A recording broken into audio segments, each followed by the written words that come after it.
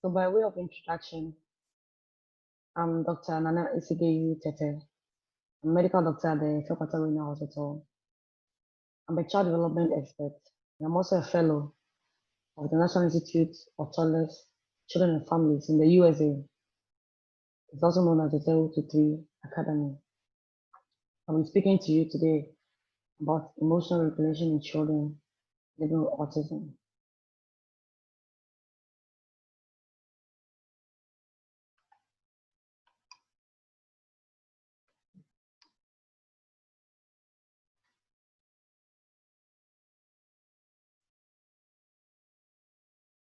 Okay, so the learning performance objective for today is to support parents and families in order to reduce stress levels.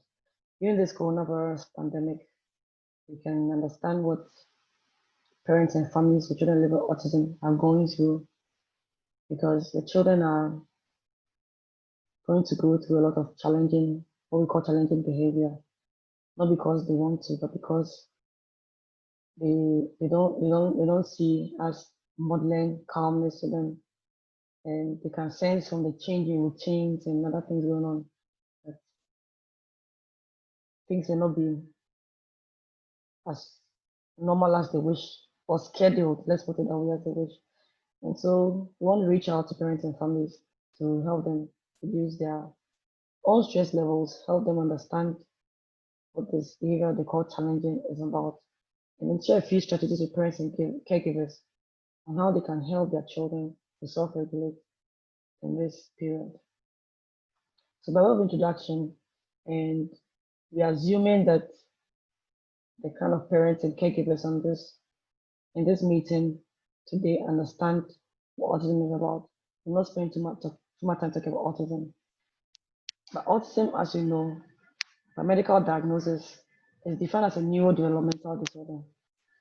But I choose to follow the proponents of the neurodiversity theory because neurodiversity proposes that because there are so many variations of everything in life, there's there's also a variation of the brain and the way it is wired, and it is what we call autism. Okay, so there's not anything that we need to put down or that we need to feel bad about, but to understand that even consider all the fingers are not the same. They vary. So human brains can vary. And these are a group of people that we have chosen to call people living with autism. So the way the brain is wired makes them have some social differences in the way they relate to people. They may think like they're in their own world. They may not particularly want to play with other children. And even when they talk to you, communication, look into eyes directly. Okay, they don't have what we call joint attention. Children will usually like to probably pick a toy or something, come to you, mommy, hit you, and then show it to you. Typically, children with autism do not show these things. So those are social communication differences. And then they may have restricted and repetitive behaviors, like banging their head or spinning around or humming some noises. And classically, brain studies have shown that there are disruptions in their connectivity on their brain wires, and they also process information differently. Okay, so this is what results in an impact on how they function also emotionally. So some can be very irritable, can be aggressive, banging their heads, for instance, the self-injurious behavior. They can tend to be anxious and impulsive. Okay, so it's a spectrum. There are very mild cases, there are moderate cases, very severe cases, and it's all it's a group of conditions that have been put together and labeled as autism spectrum disorder. Okay, so you can have one child having some of these things, but not all. Could be developmental delays, a gifted child with sensory disorders, problems with processing sound, auditory processing, depression, attention deficit disorder, and then there's attention deficit hyperactivity disorder, and there's oppositional defiant disorder. Some can have specific learning difficulties, anxiety, obsessive compulsive disorder, what we call Tourette syndrome. And all these may present uniquely with the impairment of socialization, communication, and repetitive behaviors.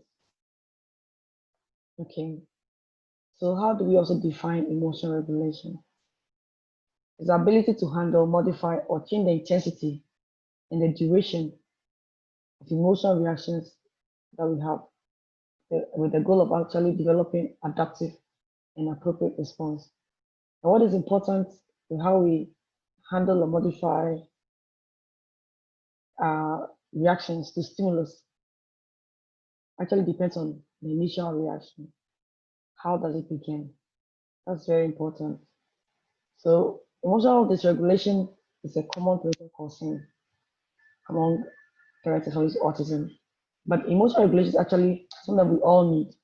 We all need to, at every point, regulate our emotions. For instance, if you're driving and then you get a call and you are giving some bad news about somebody's death, a loved one's death or something, the ability to still control yourself and drive your car is all part of what goes into emotional regulation. And so it's something that can be done with or without awareness. And commonly, it is of parental concern among children with autism because they have a lot of factors that actually make them dysregulate. For instance, their limited emotional language may result in dysregulation. They may have cognitive rigidity and they are not flexible when it comes to their schedules, for instance. All these are risk factors for the dysregulation. Okay, and I will talk about their inability to inhibit their emotions, some have problem solving and abstract reasoning difficulties. Their difficulty in reading social and emotional cues also makes them dysregulate very easily. Okay, some be sensitive to change, environmental stimulation, and some actually go to physiological arousal, depending on the kind of food that they eat and the genetic makeup. Okay, so all these are biological predispositions. So for all these reasons, emotional dysregulation occurs very commonly among children with autism, and it's important for us to know how we can help them to regulate. And it can show itself in the way of increased repetitive behaviors, aggression and self-injurious behavior, increased withdrawal. It can be meltdowns, outbursts, explosive behavior. They can manifest through crying, sadness, anxiety, anger, irritability, and general deterioration. It can be transient behavior or persistent. What we're talking about is not temper tantrums.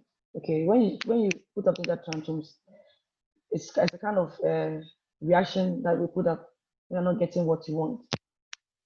But this reaction I'm talking about is not manipulative. I'm talking about extreme emotional response to stress or overstimulation. And it can be an uncontrolled reaction also to overwhelming stress. And in this situation, the emotions are stronger than the capacity or the ability of the child to keep it under control.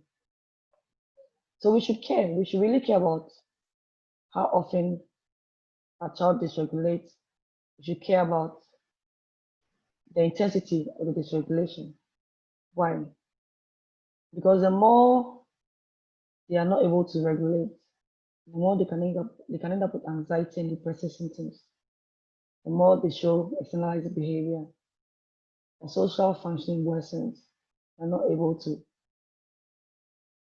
relate well with people, and it affects them in a way that they're not successful at even using their talent or gift. They're trying to be very gifted, but the more they dysregulate, the more unsuccessful they become. In the worst situations, it can lead to debilitating outcomes that will let you end up in the psychiatric hospital. Okay, so this is the reason why we should care.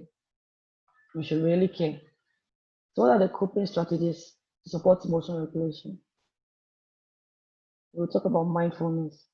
We'll talk about the emotional regulation therapy, the 5-point scale, about the self-awareness techniques. So talk about diet, very important. And I put a few points on medications to give you an idea of the fact that yes, there are medications that can help regulating behavior, like risperidone, Abilify, which is less common in this part of the world for children who have sensory overload. Okay, and then the other ways of helping children to regulate emotionally by engaging them in creative painting, in crafts, and in group activities. And these are some of the activities that children with autism love. They they're on top of the world when you expose them some of these things.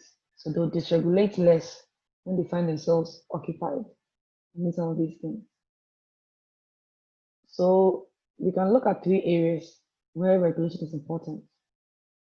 Okay, what are the initiating actions when the emotions dysregulate?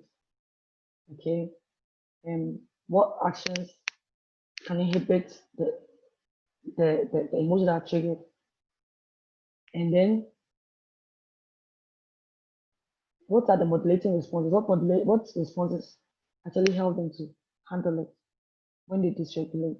These are the components that are important to look at if you want to help a child to manage their dysregulation. So the initiating actions, you have to observe the early signs that the child is dysregulating.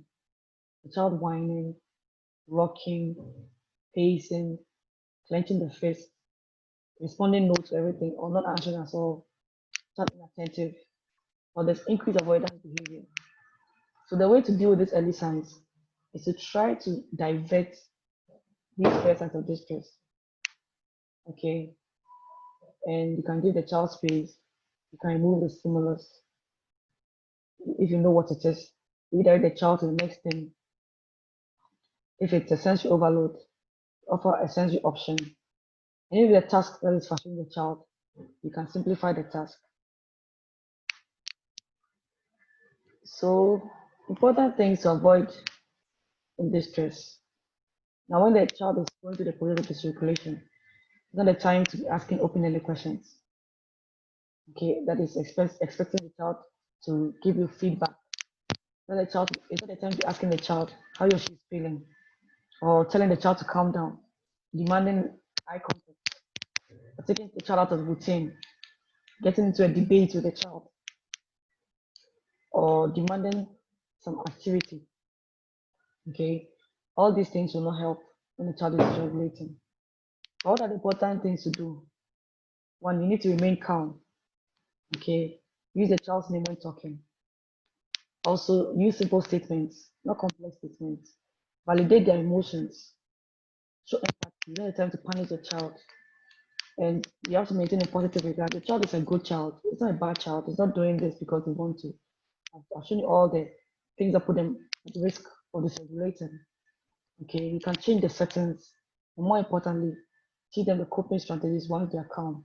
That is what this presentation is about. How do we teach them coping strategies once they are calm? So the ER therapy with a 5-point scale, and I believe that Gertrude will elaborate on it, is one way by which scientists have seen that you can help a child to control their emotions when they have a reason to dysregulate. So one is to identify the problem areas. For example, during their daily routine, during self-care, during communication, what makes the child frustrated? So identify the problem area. Okay. Now to identify all these problems, you rate them on a 5-point scale based on how much it affects them. So 5 is most severe, 1 is less severe. Now, after listing the problem, come up with a list of environmental and social factors that you know about that might be causing the problem or contributing to the effects of the problem. So you make small cards with visual illustrations of each potential stressor, present to the child, and you teach the child how they can identify their feelings using the cards.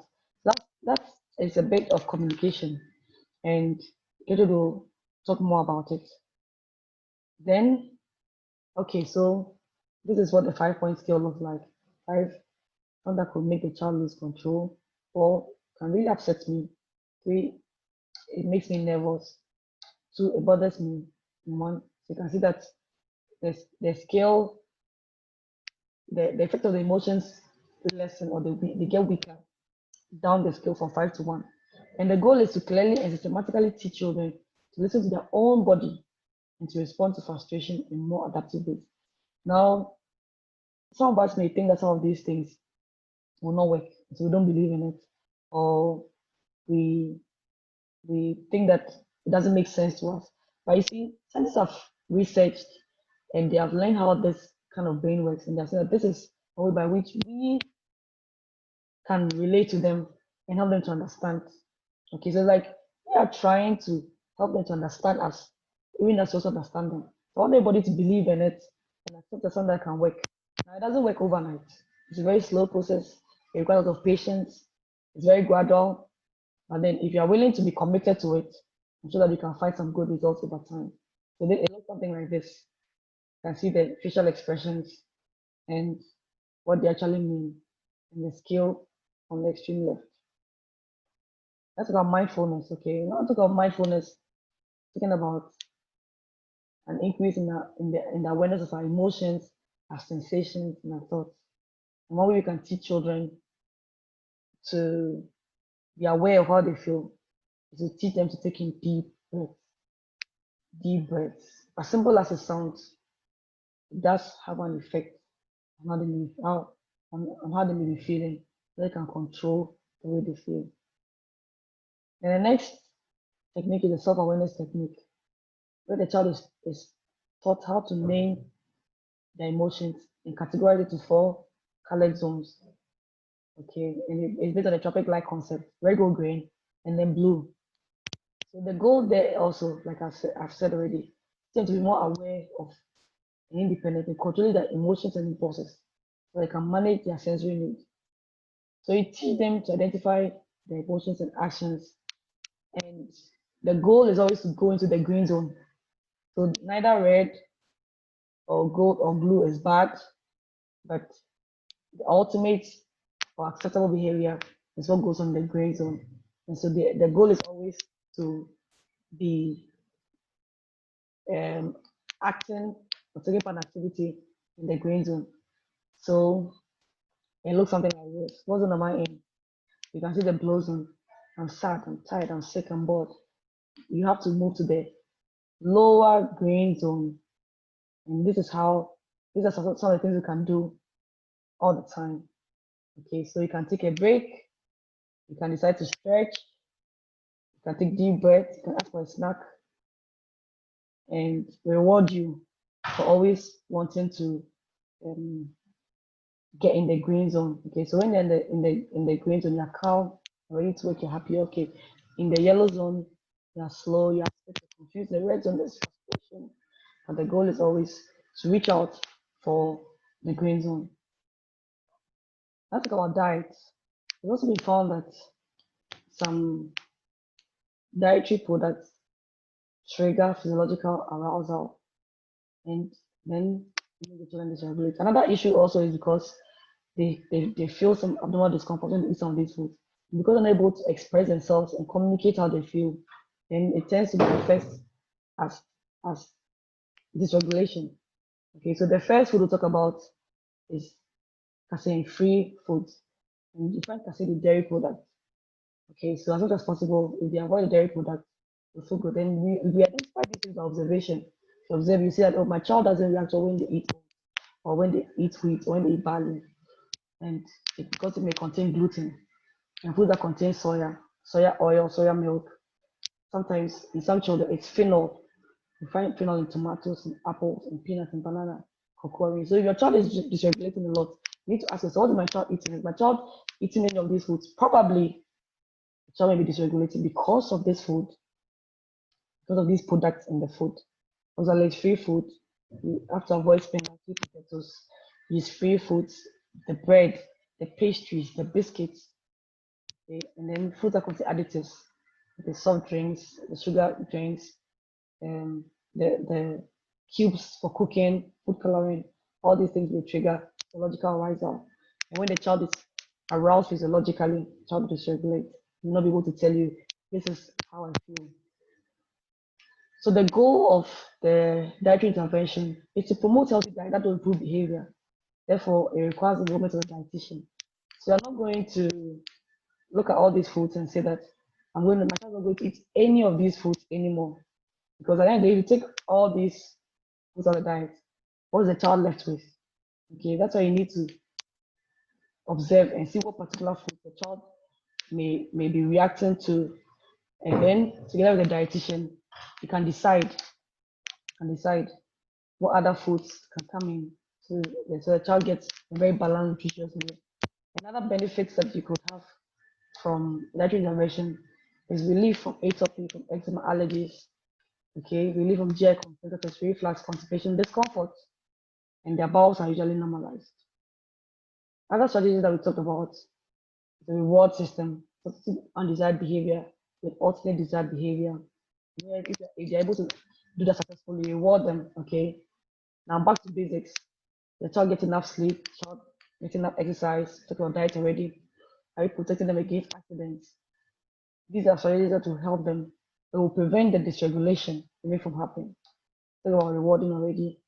You need to be consistent, stick to the routines and schedules as much as possible, even in this pandemic. Okay, so that there'll be peace and calm for everybody. Have fun with the child. Let the child lead. So many times we adults want to tell the children how we should play or how we should do things. Allow the child to lead you, have fun. And then those who need some sensory regulation, some music can do, some plasticine, fair, stretch balls.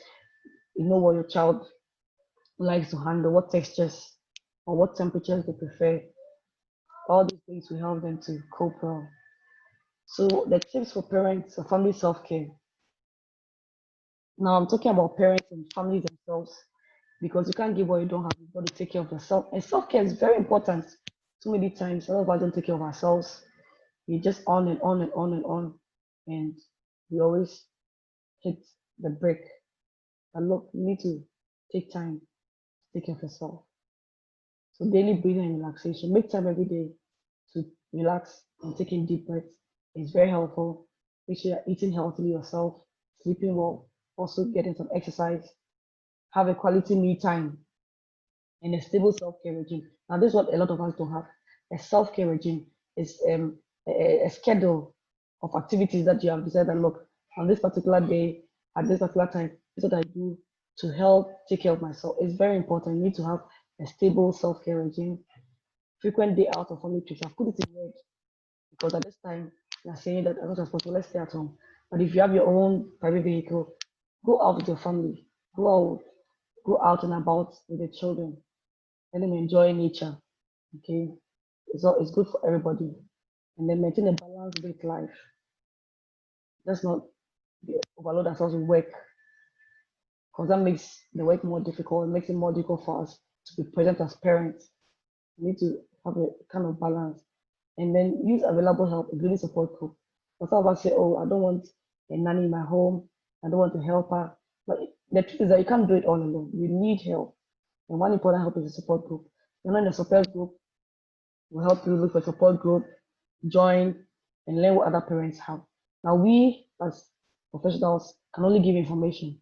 When you have met other people who have children and they have managed them and they have ways that they are dealing with some of the issues, if you're in a support group, you can always share. This is my problem.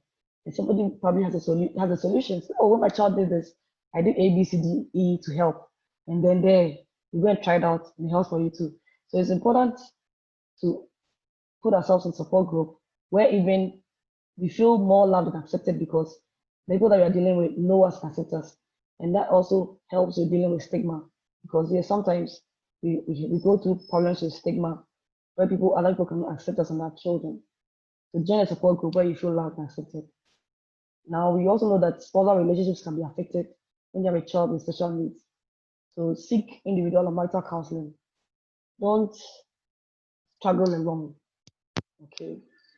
If you are having problems in your marriage, talk to a counselor and don't give up. It's not easy when you have such a child. And the truth is that parents never really resolve. At one point, you feel like, oh, I've started my child, everything is fine. The next moment, you are breaking down again. Don't give up. Keep going. Take one day at a time. Don't take too many at a time. And this is important for those of us who have teenagers who are living with children autism. We worry about what their future will be, worry about what happened to them when we are not there anymore. And we've gone ahead of ourselves. You take one day at a time and enjoy it. The time to also explore your faith, believe in God, the time to really seek God and press on. Okay, stay in touch with loved ones and friends. Do make an effort to stay in touch. Don't let things overwhelm you so that you're in your own corner and alone with your children and your family and not feeling happy. Send text messages, make calls, interact online. Find happiness, find joy because you're not alone. You're not alone. There are others also going through the same or maybe worse situations.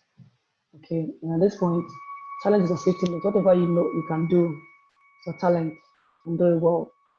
You're trying to do and do it well because it may help you to also regulate, may bring in some money, laugh a lot, worry less, take part in good games, be open to learning, the use of technology. It's important because at this point where we are social distancing and all that, a lot of things that we do be through technology.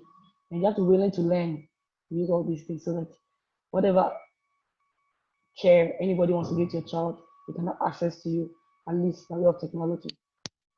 So thank you very much for your attention. Thank you for time. Thank you for listening. And get to take over and teach us practically how we can communicate all these things to our children so that gradually, slowly, with a lot of patience, will help them to also function. Is that happen? Thank you.